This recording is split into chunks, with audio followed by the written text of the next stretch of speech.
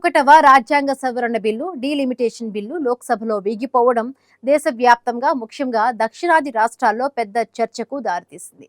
అత్యంత కీలకమైన వివాదాస్పదమైన డీలిమిటేషన్ బిల్లు 2026 విషయంలో కేంద్రంలోని మోదీ ప్రభుత్వానికి ఎదురు దెబ్బ తగిలింది.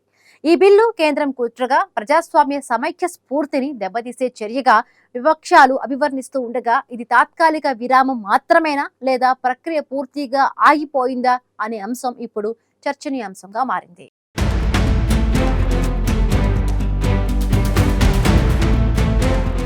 దేశ రాజకీయ ముఖ చిత్రాన్ని మార్చేసే అత్యంత కీలకమైన వివాదాస్పదమైన డీలిమిటేషన్ బిల్లు 2026 విషయంలో కేంద్రంలోని మోదీ ప్రభుత్వానికి ఎదురు దెబ్బ తగిలింది. విపక్షాల ఐక్య పోరాటం ఫలితంగా మహిళా రిజర్వేషన్ బిల్లుకు సవరణలు చేస్తూ తెచ్చిన 131వ రాజ్యాంగ సవరణ బిల్లు డీలిమిటేషన్ బిల్లు లోక్సభలో వీగిపోవడం దేశవ్యాప్తంగా ముఖ్యంగా దక్షిణాది రాష్ట్రాల్లో పెద్ద చర్చకు దారితీసింది. 131వ రాజ్యాంగ సవరణ బిల్లు 2026కు 2/3 మెజారిటీ కావాల్సి ఉంది. అయితే ఈ బిల్లుకు కావాల్సినంత మంది సభ్యుల మద్దతు రాలేదు. బిల్లుకు అనుకూలంగా 298 ఓట్లు రాగా వ్యతిరేకంగా 230 ఓట్లు వచ్చాయి. అలాగే ఓటింగ్కు 528 మంది సభ్యులు హాజరు కాగా బిల్లు ఆమోదానికి 352 ఓట్లు కావాల్సి. ఈ మద్దతును ఎన్డీఏ కూడగట్టలేకపోయింది. ఈ బిల్లు వేగిపోయినందున మిగతా 2 బిల్లులను కేంద్రం వెనక్కి తీసుకుంది. ఈ బిల్లు కేంద్రం కుట్రగా ప్రజాస్వామ్య సమాఖ్య స్ఫూర్తిని దెబ్బతీసే చర్యగా విపక్షాలు అభివర్ణిస్తుండగా ఇది తాత్కాలిక విరామం మాత్రమేనా లేక ప్రక్రియ పూర్తిగా ఆగిపోయిందా అనే అంశం ఇప్పుడు చర్చనీయాంశంగా మారింది. ఉత్తరాది రాష్ట్రాలతో పోలిస్తే దక్షిణాది రాష్ట్రాలు కుటుంబ నియంత్రణను సమర్థవంతంగా అమలు చేశాయి. దక్షిణాదితో పోలిస్తే ఉత్తరాదిలో జనాభా భారీగా పెరిగింది. ఈ నేపథ్యంలో కేంద్రం జనాభా ఆధారంగా డీలిమిటేషన్ ప్రక్రియను చేపడితే ఉత్తరాదికి ఎక్కువ సీట్లు పెరిగి దక్షిణాదికి సీట్లు తగ్గే ప్రమాదం ఉందనేది విపక్షాల వాదన. ఇది కేవలం సీట్ల పెంపు కాదని బీజేపీ తన రాజకీయ ప్రయోజనాల కోసం ఉత్తరాది ఆధిపత్యాన్ని దక్షిణాదిపై రుద్దే ప్రయత్నమని తమిళనాడు సీఎం స్టాలిన్ కాంగ్రెస్ నేత రాహుల్ గాంధీ ఆరోపించారు. ఇక 33% మహిళా రిజర్వేషన్ను డీలిమిటేషన్తో ముడిపెట్టి 2029 లోపు సీట్లు పెంచాలనే అత్యుత్సాహం వెనుక కేంద్రం రహస్య ఎజెండా ఉందని విపక్షాలు భావించాయి.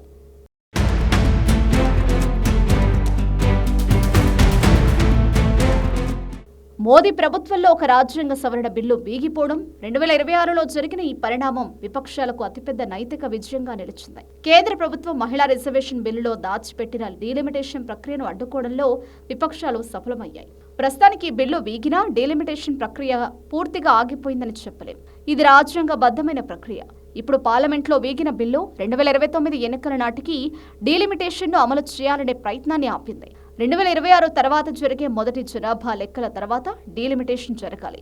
కానీ దక్షిణాది రాష్ట్రాల నుండి వస్తున్న తీవ్ర వ్యతిరేకత నేపథ్యంలో కేంద్రం బలవంతంగా ఈ బిల్లును నెగ్గించుకుంటే అది తీవ్ర రాజకీయ పరిణామాలకు దారితీస్తుందని కేంద్రానికి తెలియని విషయం కాదు. అందుకే కేంద్రం ఈ బిల్లును మరింత అధ్యయనం కోసం జాయింట్ పార్లమెంటరీ కమిటీకి పంపవచ్చు లేదా రాష్ట్రాలతో చర్చలు జరపవచ్చు. డీలిమిటేషన్ అనేది దేశ అవసరం అయినప్పటికీ ఉత్తర దక్షిణ ప్రాంతాల మధ్య ఉన్న జనాభా అసమానతల కారణంగా ఇది రాజకీయ బాంబుగా మారింది. విపక్షాల విజయం తాత్కాలికంగా దక్షిణాది రాష్ట్రాల ఆందోళనను తగ్గించినా డీలిమిటేషన్ ప్రక్రియ 2029 తర్వాత తప్పక జరిగే అవకాశం ఉంది. ఈలోపు జనాభా నియంత్రణ పాటించిన రాష్ట్రాలకు అన్యాయం జరగకుండా ప్రత్యేక ఫార్ములాలు రూపొందించాల్సిన అవసరం ఉందనే అభిప్రాయాలు వ్యక్తమవుతున్నాయి. డీలిమిటేషన్ ప్రక్రియపై దేశంలోని విపక్షాలు తీవ్ర అభ్యంతరం వ్యక్తం చేస్తున్నాయి.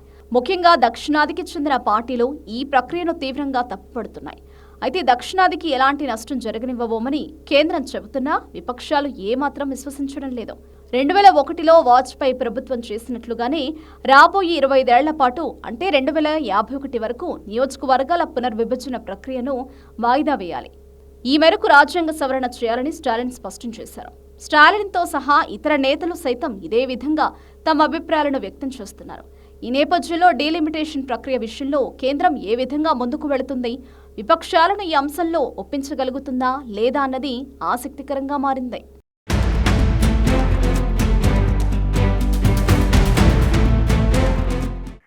డీలిమిటేషన్ పై దక్షిణాది రాష్ట్రాలు చేస్తున్న ఆందోళనకు కేంద్రం పరిష్కారం చూపగలిగితే ఈ ప్రక్రియ ముందుకు సాగే అవకాశం ఉంటుంది అనడంలో సందేహం లేదు. అయితే డీలిమిటేషన్ విషయంలో దక్షిణాదికి అన్యాయం జరగకుండా చూసే బాధ్యత కేంద్రంపై ఉంది. ఈ నేపథ్యంలో డీలిమిటేషన్ ప్రక్రియ ఎప్పటి వరకు జరుగుతుందనేది ఆసక్తిని రేకెత్తిస్తోంది.